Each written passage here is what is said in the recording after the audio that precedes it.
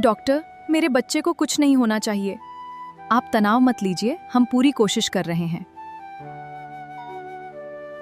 बेटी, मैं यहीं हूँ, तुम खुद को अकेला मत समझना।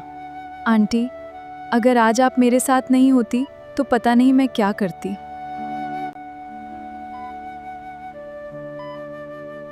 अब बातें बंद करो और बस अपने बच्चे के बारे में सोचो।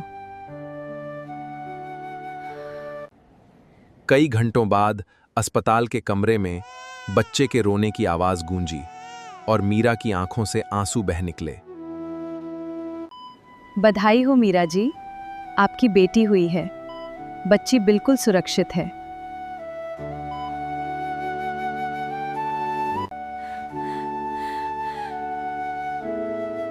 मेरी बेटी डॉक्टर, मुझे एक बार उसे गोद में दे दीजिए। मीरा ने अपनी बेटी को सीने से लगाया। भगवान तुझे लंबी उम्र दे मेरी बच्ची। अब चाहे जिंदगी कितनी भी मुश्किल हो, मैं तुम्हें कभी अकेला महसूस नहीं होने दूंगी। दूसरी तरफ निखिल दीपक के साथ विक्रम को ढूंढते हुए उसके घर पहुंचा। निखिल भाई, आप यहाँ? मुझे सिर्फ सच सुनना है। मेरे फोन पर मीरा की तस्वीरें तुमने भेजी थी। विक्रम घबरा गया और कुछ पल चुप रहा। विक्रम, झूठ मत बोलना। पहली तस्वीरें मैंने तुझे दिखाई थी। हाँ, तस्वीरें मैंने भेजी थी, लेकिन मुझे नहीं पता था बात इतनी बढ़ जाएगी। अलग अलग दिनों में मेरे घर के बाहर खड़े होकर तस्वीरें लेना मजाक था तुम्हारे लिए। तुमने मुझे अपनी दुकान पे नौकरी नहीं दी थी तो मुझे गुस्सा था। पहली तस्वीर देखकर लगा तुम्हें परेशान कर सकता हूँ। फिर जब देखा तुम शक करने लगे हो तो मैं और तस्वीरें भेजता रहा। लेकिन सबसे बड़ा दोष तुम्हारा नहीं, मेरा है। मैंने अपनी पत्नी से ज्यादा तुम्हारी अधूरी तस्वीरों पर भरोसा किया। उनका सच मुझे पता चल चुका है। किसी ने मेरी पत्नी की मदद की। कोई उसका भाई था, कोई दवा देने आया था और कोई मेरी माँ को अस्पताल पहुंचाने में मदद कर रहा था। अब पछताने से मीरा के साथ हुआ अन्याय नहीं मिटेगा। निखिल घर लौटा और कमला को पूरी सच्चाई बता दी। मैंने तुझसे कहा था बेटा, माँ मुझे मीरा को ढूंढना है। वो मुझे माफ करे या ना करे, लेकिन मुझे उसके सामने अपनी गलती स्वीकार करनी है। तभी कमला के फोन पर डॉक्टर सीमा का फोन आया। जी डॉक्टर साहिबा। कमला जी, मीरा हमारे अस्पताल में है। उसने एक बेटी को जन्म दिया है। माँ और बच्ची दोनों सुरक्षित हैं। क्या? हाँ, मेरी मीरा मिल गई। माँ, क्या हुआ? बेटा, तू पिता बन गया, बेटी हुई है। निखिल की आंखें भर आईं। वो कुछ क्षण बोल नहीं पाया। माँ चलिए, मुझे अभी उसके पास जाना है। दोनों अस्पताल पहुंचे तो सरोज मीरा के कमरे के बाहर बैठी थी। बहन जी, क्या मीरा अंदर है? हाँ, लेकिन आप लोग कौन हैं? मैं उसकी सास हूँ और ये उसका पति निखिल है। सरोज का चेहरा गंभीर हो गया।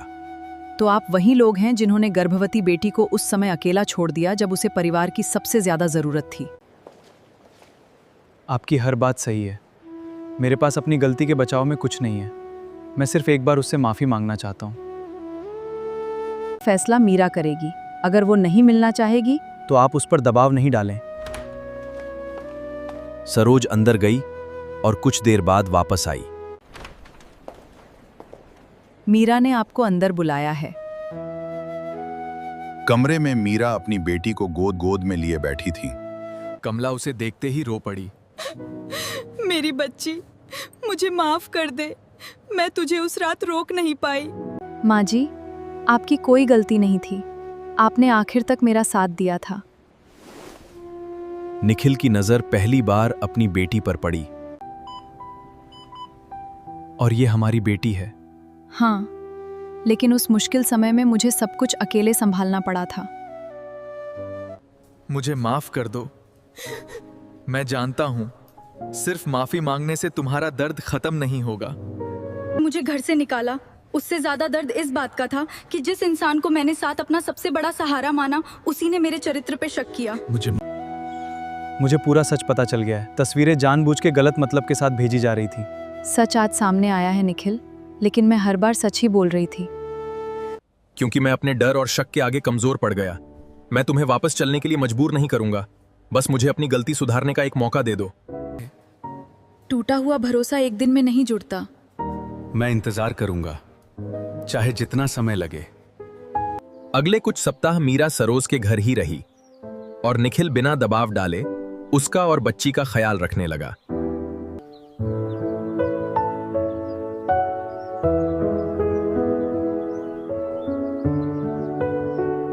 पापा से बहुत बड़ी गलती हुई है बिटिया, लेकिन मैं तुम्हें और तुम्हारी माँ को दोबारा कभी अकेला महसूस नहीं होने दूंगा। वादा करना आसान होता है निखिल, निभाना मुश्किल है। इस बार मैं वादा सुनाने नहीं, निभाने आया हूं। कुछ महीने बीत गए और निखिल के व्यवहार में कोई दिखावा नहीं, बल्कि लगातार पश्चाताप और जिम्मेदारी दिखाई देने लगी। आखिर एक सुबह मीरा ने सरोज का हाथ पकड़ लिया। आंटी, आपने मुझे उस दिन सहारा दिया जब मेरे पास कुछ नहीं था। मैं आपको कभी अपनी जिंदगी से दूर नहीं करूंगी। मुझे कुछ नहीं चाहिए बेटी, बस जहां रहो और खुशी से रहना। मैंने निखिल को माफ कर दिया है। यही सही माफी है बेटी, जिसमें तुम्हारा सम्मान भी सुरक्षित रहे। मीरा बेटी के साथ घर लौटी तो कमला ने दरवाजे पर उसे गले लगा लिया। आज मेरा घर सच में वापस घर बन गया। मीरा, मैं तुमसे ये नहीं कहूंगा कि पुरानी बातें भूल जाओ, बस इतना चाहता हूं कि किसी परीक्षा से ना गुजरना पड़े। भरोसा वापस आने में समय लगेगा निखिल। जितना समय चाहिए मैं दूंगा, फिर शुरुआत आज से करते हैं।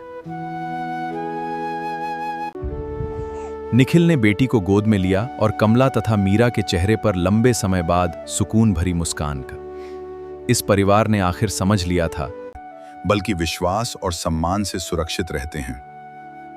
अधूरी बात जाड़ देखकर बनाया गया फैसला वर्षों का रिश्ता तोड़ सकता है। और किसी निर्दोष इंसान के सम्मान पर लगाया गया आरोप माफी के बाद भी निशान छोड़ सकता है।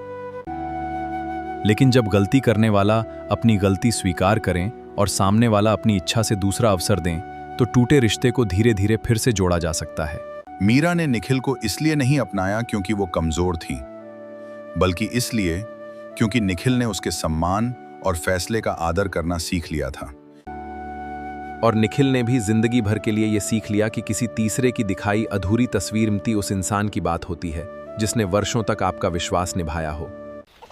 कुछ समय बाद उसी घर के आंगन में उनकी बेटी की हंसी गूंजने लगी और मीरा, निखिल, कमला और सरोज के बीच एक नया परिवार बन गया।